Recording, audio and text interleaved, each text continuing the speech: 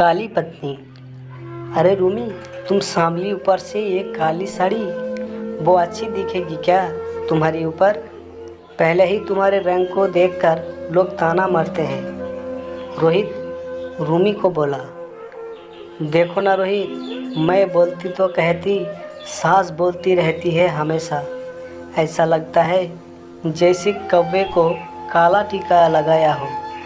पति और सास का बोलना सुनकर जरा उदास हो गई।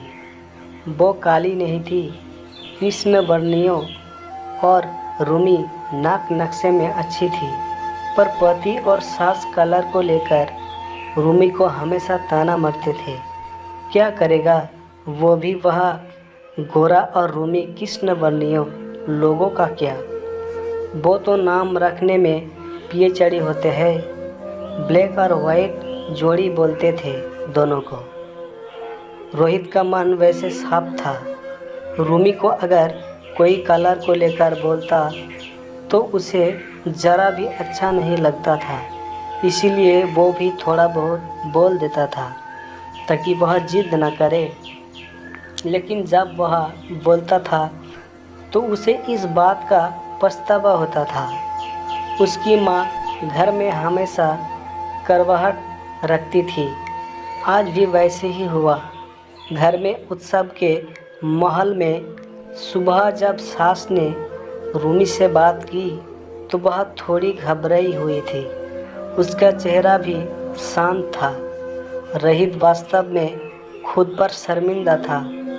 अपराधी की तरह बैठने के बजाय वह काम के लिए बाहर गया। कई सारी महिलाएं काली साड़ी पहनकर सड़कों पर चल रही थी।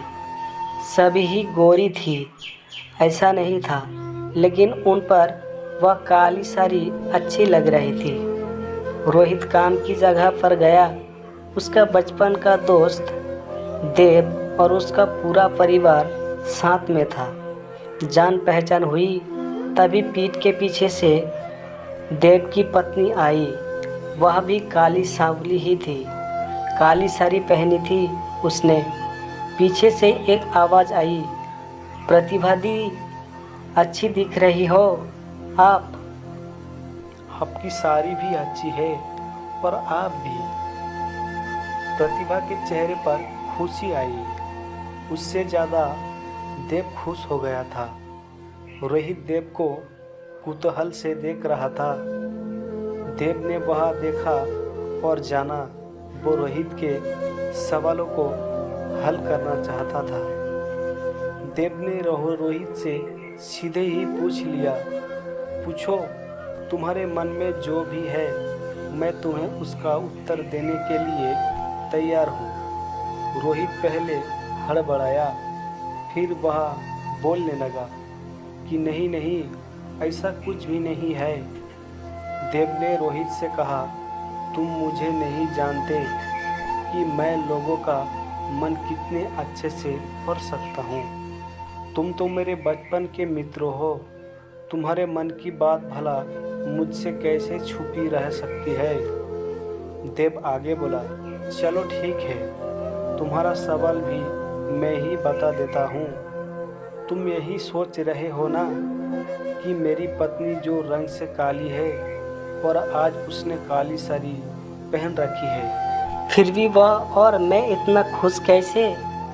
रोहित सब कुछ शांति से सुन रहा था और कुछ भी बोल नहीं पा रहा था।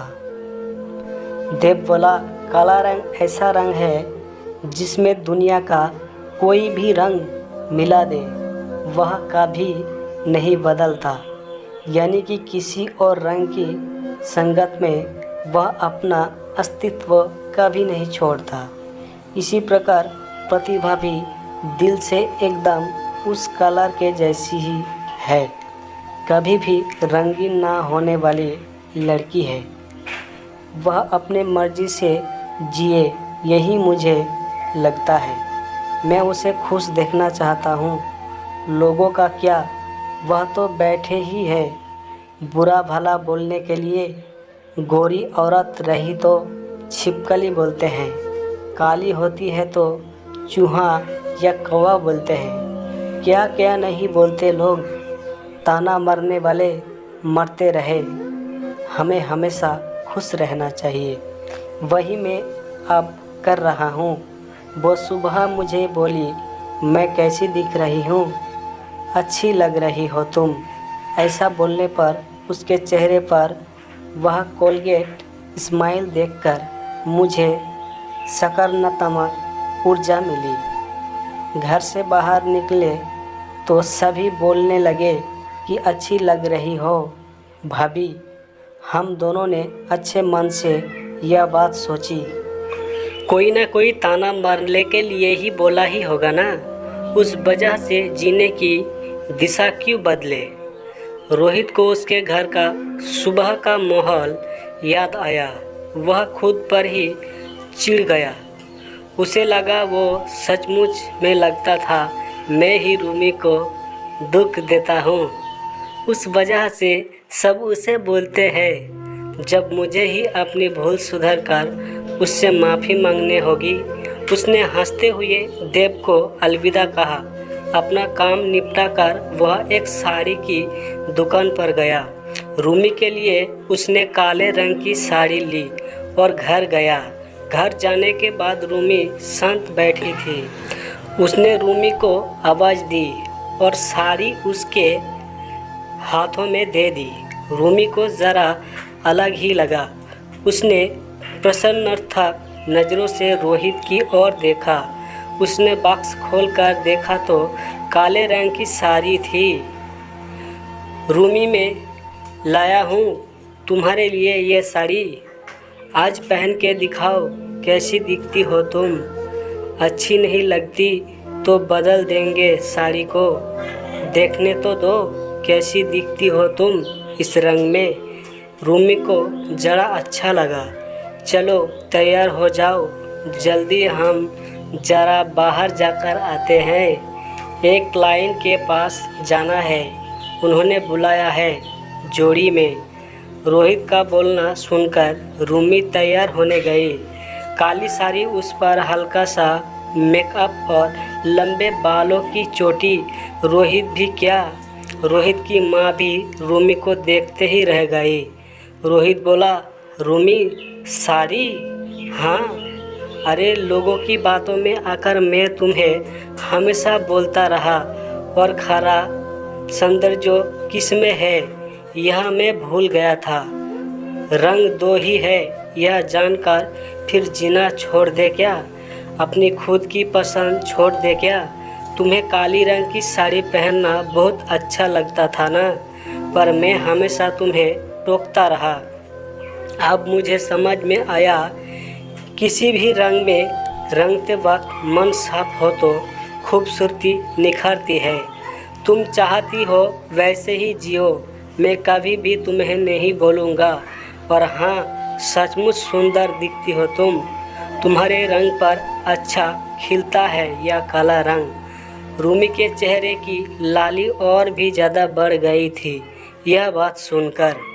शर्मा कर वह रोहित को बोली, क्या आप भी? रोहित ने रूमी का मुस्कुराता हुआ चेहरा देखा और उसके बदले हुए विचारों से रोहित खुश हुआ। मन ही मन में रोहित ने देव को धन्यवाद किया, क्योंकि यह परिवर्तन देव के शब्दों द्वारा हुआ था। खूबसूरत दिखने के लिए खूबसूरत दिखना जरूरी नहीं है, बल्कि खूबसूरत सोच होना ज़रूरी है। इंसान का अगर मन सुंदर है तो इससे कोई फर्क नहीं पड़ता कि वह किस रंग का हो। मेरे प्यारे दोस्तों, ये कहानी से आपको क्या सीख मिली है और कहानी कैसी लगी ज़रूर कमेंट करके बताना। और इसी तरह की सीख भरी, दर्द भरी कहानी सुनने के लिए और पाने के लिए इस चैनल को भी ज़रूर से सब्सक्राइब करना ना भूलें। आपसे यही निवेदन है। धन्यवाद मेरे प्यारे दोस्तों। मिलते हैं कहीं दूसरी और कहानी में।